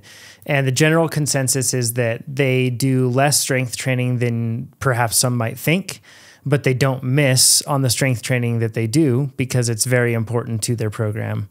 So I think that with a triathlete, and it takes a lot of durability to be able to carry out a triathlon plan. It just simply does, like you mentioned, shoulder and everything else. So even though you're doing 3 sports, viewing strength is something that's like a constant that doesn't change in terms of, yes, I train 2 days a week with strength. That's super important, I think. So at least what I'm gathering from other athletes, N=1 for me as well. With triathlon, strength was so extremely important. And I did more mobility programs. So again, feels like a plug, but good. I did Derek's mobility program specifically for that. Derek's had a lot of shoulder issues before, and he worked through a lot of that stuff. And boy, I was having shoulder issues, so it was quite helpful. Next one, what type of strength training would improve my TT performance? So this is all like in the aero position on the TT bike. Yeah. So it's funny. The first thing I think of is protraction and retraction. This is a activation. This is an essential movement in a lot of my programs, but it's your ability to basically protract your shoulders and retract them. So this is like the start of a little bit more specific answer, but basically you have this fundamental movement of your body to be able to keep your shoulders in a healthy position. Now, you know, on a TT bike, you have to shrug a little bit. You're wildly protracted. So you're opening your shoulder blades and kind of rounding your upper back to maintain that narrow forearm position. And so that's not like the healthiest thing to be in constantly. Mm-hmm. And I think what stops a lot of people from performing in that position is their mobility. It is their core strength, because you're in this fixed position on a moving piece of equipment. So the power's coming through your legs. Your arms aren't moving at all. And your core is the only thing stabilizing you to make sure that you don't crash or you don't get all cattywampus. And if you're uncomfortable while you're trying to do that, it's going to be really difficult. Now, I would say your mobility is going to be the first thing to address. And I do believe in static stretching. I mean, the evidence backs it up. But at the same time, pair static stretching with full range of motion exercise in the gym. Make sure that you are going to depth within your own comfort. If you have injuries that limit you, that could stop it. But I would say train full range of motion with your exercises and do specific stretching. And also as a triathlete, make sure you know how to protract and retract your shoulders. And this is what shoulder packing looks like. And again, it's like the core work. If you don't have a strong core to stabilize the power from your legs into your arms that aren't moving, it's just inefficiency. It's like, yeah. So, gosh, you know, I'll tell you, Jonathan, I am happy. I think I've stayed on track for most part, but there are these questions that come up that make my brain spin because there's so many directions that you can go with it. So just to recap that, protraction, retraction of your shoulders, work on your core, make sure you're mobile. Yeah. I'd add, when Derek's saying, make sure you're mobile, that's so much of that is talking about your hips on the TT bike. And you'd think, oh, it's fine. It's not like I'm extending my leg backward. It's extending your leg upward and using that full range of motion without impingement and without some sort of weird lateral movement that causes instability in your hips, which then causes your core to have to work extra hard and your shoulders and your arms to stabilize yourself. It's all like a cascading thing with that severe hip angle that you have. So it's, yeah. I'm so happy you brought that up. Okay, so you think about resisting forces. If you have tight hips, think about the fight, like the power loss because your own body's fighting against you. If every single pedal stroke at the top of the pedal stroke, it kind of is uncomfortable and you feel like you feel like you're stretching too far, that is resistance that is fighting against your power output. And so you're like putting the brakes on, essentially, if you're not mobile enough to be in that position comfortably. And that's probably why over the years, there's like been a trend of raising TT bars and all this stuff because the comfort translates to the power, but it is that resisting force. So I'm really happy you brought up the hip mobility thing. And I also want to point out, it's really weird how you would be in a flexed position, limited at your hip, but you would stretch it in a extended position. It's like, it's kind of the hips are interesting, like hip flexors, how they work, but the way they like loop around, just think if you are pinched and I'm doing my little hand motions right now. If this is your pinched hip and your hip flexor is, I guess, able to move more, this can open up opposed to it being tight and closing or fighting you from going that way because it pushes the hip backwards. Gosh, if you weren't watching that was horrible. I'm sorry, but you nailed the point. Go to YouTube. You can check it out. Go to YouTube. Yeah. Yes, absolutely. Yep. Well said. The next one says, can strength work of some sort replace a warm-up or cool down in a workout? We kind of talked about this a bit before in terms of activation from a strength workout can really help you get ready for the bike. Do you have any other thoughts on that though, Derek? So are you saying strength training for a strength workout or strength training for a bike workout? I think that the context here is like, I'm doing a cycling workout I'm doing a cycling workout. Can I do strength? Should I consider my strength training a warm up or a cool down for it specifically? Well, you can use activation movements that would be in a strength workout for your warm up for the ride. But if your strength workout is always so low intensity that you just consider it a warm up, no, it's not sufficient. So, but then again, you could use a warm up from a strength training program and do it before your ride and you'll probably feel a lot better. I have a lot of videos, like even on my Instagram, like that, where we're going to go through 3 dynamic stretches. You're going to get on a roller, use it for leverage, open up your spine, open up your hips, and you will feel a lot better when you start your ride. So I would just say that it sounds like the person saying my strength training program is so easy it could be a warm up or a cool down. If you're asking yourself that question, it's not hitting the mark. Yeah, good point. Injury questions. Is there any strength or mobility work that a cyclist should be doing to avoid the common injury of a broken collarbone? We see that particularly on the roadside. Broken collarbones are common. What are your thoughts there? Well, strength training does make you more resistant to acute injury. So like the actual impact. This is a tough one though, because it's like, how do you really quantify this? I know for a fact that I've gone through crashes I can't believe I walked away from without an injury from impact. I've watched people who strength train do the same types of things.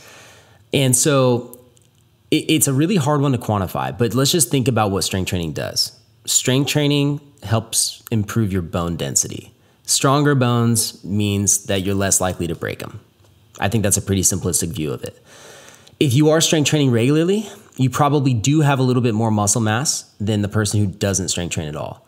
And that's a really good thing for absorbing impact. You know, it's literally just kind of like padding, especially around your shoulder area. If you have some more delts, they're going to be between you and your collarbone hitting the pavement. And so I think for that, or your shoulder hitting the pavement, which usually translates to a broken collarbone. So I think in that sense, those are the 2 most realistic viewpoints of it. And then you have what's interesting is like your mobility too, your ability to roll out of things, your ability, like if you have really tight shoulders, for instance, and I know this isn't as specific to a broken collarbone, but you crash and your arm flings around. If you have really tight shoulders, there's just a higher chance you're going to tear something. But if you are very mobile in your shoulders or very flexible or whatever, you have a lot of range of motion, however you want to say it, and you fall and your arm does this like weird 360 fling as you're tumbling, it's a lot less likely you're going to injure something because it can withstand that range of motion. So there's that benefit to a lot of other joints. For the collarbone, I think you're looking at just bone density and a little padding. Yeah, absolutely. The next one, how do I avoid a sore lower back on the bike? Seems to always happen after a couple hours. I got to take a sip of water for this one. Yeah. Well, this is super common. A lot of people feel it, and it's, it's tied a lot of the time. Like people would be like, I just don't know why it went out. Like, I don't know why my back just gave up on me in that race. And typically it seems like, Derek, it's because you were pushing really hard and I don't know. I want to get your opinion on this. Because when I see a lot of people pushing extra hard on the bike, typically like we tend to sell the effort to ourselves with like an outward display of the effort. And what I mean by that is like we start really throwing ourselves all around and we lose all sense of posture because we're just thrashing on the pedals because it's a really hard effort. And if it's a hard day, like, and it's a big race or something, and you're dying to try to hold wheels, you're going to be, chomping on your stem, folded over, flopping around, pedaling like you typically wouldn't pedal. Probably not practicing a whole lot of core strength, probably not practicing a lot of the stuff that you've normally done. So and I'm sure that you have a lot of athletes that come across this. So what do you suggest to them? Do you just say like, oh, well, it's an in the moment thing? Or is there actually like strength prescription that you would recommend to somebody to help with the lower back issue? There is a strength prescription specifically. Now, this is one of those things that becomes a priority because it will debilitate your ride. Now, you're going to want to spend extra time specifically doing what I'm about to tell you for your low back, but it will be supported and way more ingrained if you pair it with the total body strength program that I'm talking about, like the type of programming. So this would be an additional thing you put on top of it, ideally for this not to come back. And I'm going to tell you what the end goal is going to be, because there's always some point of maintenance or some point where you could feel it again. But your low back has muscle. It's designed to work. However, it's not designed to compensate for your abs or your glutes. Your abs are literally designed to protect your spine. And so when your abs aren't firing properly, your low back starts to compensate for it. And also with the support of the glutes, it's very rare for your low back to be the limiting factor if those two things are activated. So the goal would be, how do we decrease the pain of your low back, get it less tight feeling, less stiff, get it to relax, and actually strengthen your low abs so they can do the work the low back's trying to do, and also strengthen your glutes. This can come through a really simple activation series. So what I would recommend for a lot of people is actually getting on a foam roller and not rolling your back, but doing a windshield wiper movement. So if you place the roller above your tailbone, it's going to be right on those. It's likely your QL that a lot of people are feeling. Sometimes it's the erectors in your spine, but if you look up quadratus lumborum, the muscles in your low back, you'll see what I'm talking about. And this is why when someone especially gets one-sided low back pain, that they're like, oh my gosh, I feel it. If you look at that muscle, you're going to be like, oh my gosh, that's it. It's these two big backstrap muscles essentially. So if you put the foam roller on those muscles, shoulder blades are on the ground, and you allow your knees to fall to one side, kind of like a windshield wiper, back and forth, not only are you helping your spine move, but you're also kind of driving those muscles into the roller just enough to get some relief. It's like you're like pushing into those muscles enough for them to calm down. You're like putting them in a chokehold, essentially. It's just like, shh. It's like, calm down. It's like, yes, you got to settle down. Time to go night-night. Okay, you got to relax a little bit. And so that windshield wiper movement really tends to help people. And you can follow it up with a seated QL stretch, which kind of looks like a hamstring stretch. But this is a really great low back stretch. Essentially, if you were seated and your legs were out wide, you would reach toward your left toe with your right hand. So it's like a hamstring stretch, but you're reaching with the opposite hand. And if you can't reach and touch your toe or hold it, just put a towel, put a stretch band or something around your foot. But you sinking into that, allowing your back to round and reaching with the opposite hand will hit that spot in your low back that you're feeling. And it's very nice because there's just a lot of relief that comes from it. So that's like part of the equation. This is you trying to get those muscles to settle down. Now, here's the thing. This is when people say stretching doesn't work. It's only temporary relief if you don't pair it with the strength training. So now what we need to do is activate the muscles that need to be working so the low back isn't compensating. And that's your low abs and your glutes. So very simply on your back, you can plant your feet and you can do what's called a posterior tilt. This is you tilting your hips back toward you. And so to give you an example, if you laid on the back with your feet planted, most people would have a natural arch in their low back. Like you could almost just slide your hand underneath your low back and there's a space there. Your goal would be to eliminate that space. So you could even leave your hand there and try and press your low back into it, or take it out and press your low back into the floor. And as you do that, your hips are going to rotate posteriorly. So you're going to pull them back toward your chest and your low back's going to press into the ground. Now that movement should happen from your low abs engaging. If you can get your low abs to fire and press your low back into the ground, and then you relax your low abs and your back arches, and then you squeeze your low abs again and it presses back into the ground, now you have an engaged posterior tilt, and those are the muscles that need to be activated to help support your spine on the bike. Now, what we want to do also is hit the opposite side of your body, which is the glutes. These are right below your low back. These are notorious for not firing on the bike. You can go from that posterior tilt position. You're already in a glute bridge position. Do some glute bridges. Make sure that you push through your heels and push your butt up to the ceiling. You pushing through your heels makes it more likely to get posterior chain engagement, so like hamstrings and glutes. So push up through your heels, squeeze your butt together, do 10 slow reps, and now you stretched your low back, you activated your core, and you got your glutes activated, and you're gonna have immediate relief on the bike. But then again, it's only gonna last if you pair it with the strength training over and over again. Or for a lot of people, if it's so bad, I'll have them do 10 posterior, those stretches, 10 posterior tilts, 10 glute bridges before every ride until it feels like it's getting better. And then you can reduce it to 2 days per week. And then it can become a thing where this is the end goal, is that if you ever experience low back pain, it is a cue for you to tighten your core. And you tightening your core reels it back in. So I will occasionally, I mostly notice it on the mountain bike or on gravel. If I'm on just really unstable terrain, if I'm in and out of the saddle a lot, technical climbing, I think is probably when people feel back pain the most, at least from my perspective. It's just a cue, tighten your core. And it happens to me, to be honest, very rarely. Even during the double Everest, I did not get a smidge of back pain. And I've had back pain in the past that was so debilitating, I couldn't stand up on the bike, And so if you feel it at that point where you've managed your back pain, you just have to remember, this is my cue to tighten my core.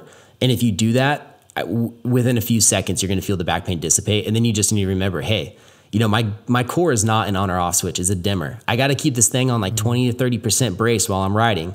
And if I get sloppy and if I forget, or I'm trying to put on too much power during a race, the consequence is potential low back pain.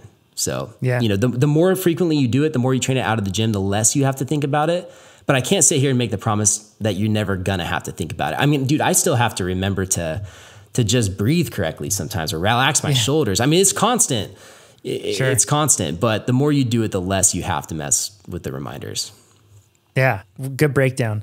Okay, we have 3 more questions left. 1, what strength work has the most impact on stabilizing my pedal stroke? I'm sure a lot of the stuff we just talked about with core strength would be huge in helping stabilize the core, or the pedal stroke, forgive me, but are there other exercises that you'd recommend for stabilizing pedal strokes? I'm thinking wobbly knees, right? Or rocking hips, that sort of thing. Interesting, because I was thinking more of the power transfer from the bars through the core and the hips.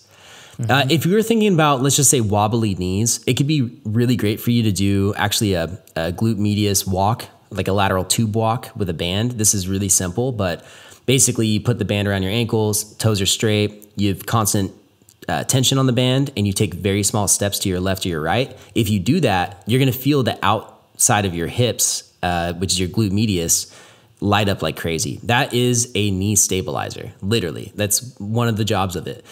So if you did that, it's likely that your pedal stroke would get more stable from your knees.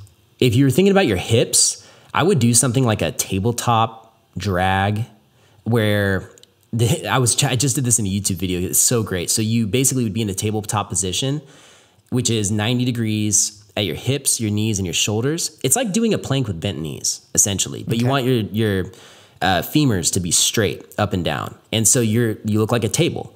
And in that position, you'd have a dumbbell or a kettlebell under you, and you would drag it from side to side. So if it was under my left wrist, I would grab it with my right arm and drag it across, and then I would repeat it on the opposite side. You doing that position teaches your core how to stable power from your shoulders to your hips, because it literally will go from your right shoulder to your left hip. And you're constantly in this position that requires core strength the whole time. You're fighting the dumbbell from moving you side to side. So I think the combination of those two exercises would be money. Like lateral tube walk, tabletop drag. Sweet. How should let's go into the last two nutrition questions. How should weightlifting modify, or we should just say strength training in general? How should I modify my nutrition because I'm adding in strength training into my cycling program? You make sure you're hitting those protein goals. You do it. And you know what? You do a little bit more on top of that, because I can't sit here and listen to someone who's eating the bare minimum protein recommendation on purpose. Why would, okay, here's the thing. I get so fired up about Derek's this triggered. one because I don't know why people in the endurance community strive to do the minimum of something good. It's like there's a deprivation obsession that's like deeply rooted in human, like just like how we work, human psychology, that for some reason a certain portion of the population is convinced that depriving yourself is somehow a way to move yourself forward better. It's not just in endurance athletes, of course, it's across the board. We see it, but particularly it seems really prevalent in that. And it's something that we try to really preach against, in the sense that, like, don't try to do the bare minimum in terms of nourishing yourself. Absolutely. But in most cases across the board, don't shoot for the bare minimum, but shoot for more. So yeah, I mean, it's common, Derek, unfortunately, across the board. And protein in particular is one where because people just aren't, they aren't familiar with it and haven't tracked it or paid attention to it. But some people also, there's fear that somehow adding on protein is going to turn me into Arnold Schwarzenegger overnight if I add up on too much protein. If only. Let's think about that. If only. If only that was something I had to worry about. You guys, I mean, a lot of people know how much I strength train. I don't miss. I have the intensity. I go hard. I have years compounding. I've put on 1 pound of muscle a year for the last 4 years, and that's been in a majority of a surplus regarding my calories. And that's me. Yeah, I'm a 32-year-old man who does everything they can to hit their protein goals, hit their workouts, and a pound of muscle a year. Yeah. Like, think about that. It's 1 pound. And so, that is almost can be on the extreme end. But what I would say is that you're trying to recover the muscle so you get optimal performance, period. It's very unlikely that you're going to just sprout up these giant muscles. I mean, gosh, that is just not a problem to worry about if you're training 2 days per week. If you are somebody who is doing a split routine, focused in the gym, 4 days per week minimum, and you're hitting more sets to failure, you're doing like triple the volume in each given strength session, that's the point where you're like, okay, the goal is muscle gain. But it's just not going to happen that fast without that. Regardless, protein intake is much more than just rebuilding your muscle tissue. Protein makes you feel way more satiated. It's like the most satiating, fat is very satiating in a lot of ways, but protein helps you stay fuller for longer. It can help boost your metabolism through digestion. And that is kind of a reason why some endurance athletes don't want excess protein, is they don't want to be bogged down with digestion. But again, it's just timing. It's you fuel your workouts with carbs, you recover with protein, and then your daily meals throughout the day outside of your workouts should be very well balanced. And I would just recommend hitting your protein goal. Track to find out. Again, most people are under eating protein, but they're not under eating calories. Well, I shouldn't say that with the calories. In my experience with the people I talk to, and me personally, there's a lot of people overeating calories that aren't overeating protein. And you have to track to find out. It's very deceiving how much effort you have to put into eating a high amount of protein, especially when you're trying to get it from a variety of sources.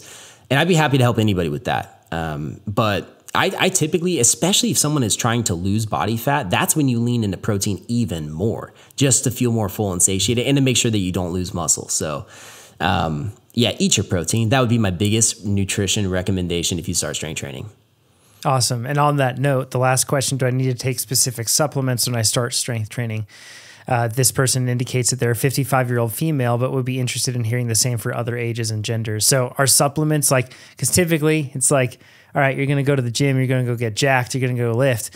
You better also stop by Costco on the way there and pick up a gigantic tub that you could hop inside of a protein powder, right? And that's like what you got to take in. Creatine, protein, pre-workout, all these supplements that typically go hand in hand with the gym world. Just because you're adding in strength training into your cycling doesn't mean that you need to add all those, right? Or are there specific supplements that you'd recommend? I take all of the supplements. I'm going to be honest with you. I love supplements. I think they're kind of fun. They're fun to nerd out on. And they can be very, very helpful for a lot of things. I think taking supplements should be way less dependent on if you're strength training or not. I think that to have a balanced form of supplementation, let's take pre-workout out of it. Let's take, you've seen me take my Endo Pump, pump enhancer. Like there's all these supplements, but let's think about, okay, protein powder and creatine. These are supplements that are really recommended to take whether you're strength training or not. If you're strength training, it becomes even more important to get the benefits from those things. So as a 55-year-old woman, I would absolutely recommend having a protein powder on hand, because the protein powder isn't necessary because it does anything special besides provide you protein. The thing is, it's so easy to use and it builds variety in your nutrition. And it's just a really great tool to hit your goals. That's really all that protein powder is. The powder itself is not special besides the fact that, you know what? I can make a chocolate banana protein smoothie that tastes really good. That's not more egg whites. That's not more chicken. That's not more chickpeas or Brussels sprouts or however you're getting your protein. It's a way to build variety in your nutrition to hit your protein goals and to have it on hand. It's very accessible. So that's the greatest thing about protein powder. Creatine, I've done a whole video on it. I am a fan of taking a low dose of creatine daily and letting it load into your system slowly. Even as a 55-year-old woman, the goal isn't to just get juiced. There's a lot of cognitive benefits that come with creatine, especially in aging, that they're finding out. Like, it's almost like more studies are coming out on that side of it for general health and well-being, and especially later in life, opposed to just the benefits of basically supporting your ATP. Yeah. So yeah, I would definitely recommend protein and creatine personally. If you're really questioning the creatine and telling me about all the water weight you're going to gain, just go check out the video on my YouTube channel. I break down exactly why I believe this. We don't need to get into it now, but those are great. And then really it's just general supplements like omega-3 vitamins. Are you taking a micronutrient blend like I use Strong Greens by Bear Performance Nutrition. There's Athletic Greens. There's all these green food powders. There's red powders with beets and all these amazing micronutrients and things for your gut that you can take, probiotics, joint specific support. I'm not really a multivitamin guy just because they make me sick, but literally when you look at supplements, look at what's going to make you the most healthy human and start there. And then lean into the protein and the creatine a little bit more as your strength training, even as a 55-year-old woman. Great advice. Derek, thanks a bunch, man. We've covered a lot of ground with a lot of these questions. So thanks to all the listeners for submitting them too. I asked for those on our Instagram, and then I also asked on the TrainerRoad forum. You can go and check out those places and interact with tons of other cyclists, check out content that we're always putting out. You can sign up for TrainerRoad if you haven't already and you want to get faster. Like we were talking about Daniel Benjamin, we were talking about lots of different people that use strength training plus TrainerRoad. It's a good combo. So go check it out, trainerroad.com. And if you want to follow up with Derek, go to Dialed Health. That's Dialed Health, just as it is. You can find him all over social, all over YouTube. You can also find him on his website, and you can check out the awesome strength training that Derek has there too. Thanks a bunch, Derek. I appreciate it, man. Thanks so much for having me. It's honestly an honor to be here, man. I'm really grateful for it. Stoked. Sounds good. All right, everybody. We'll talk to you next week. Thanks.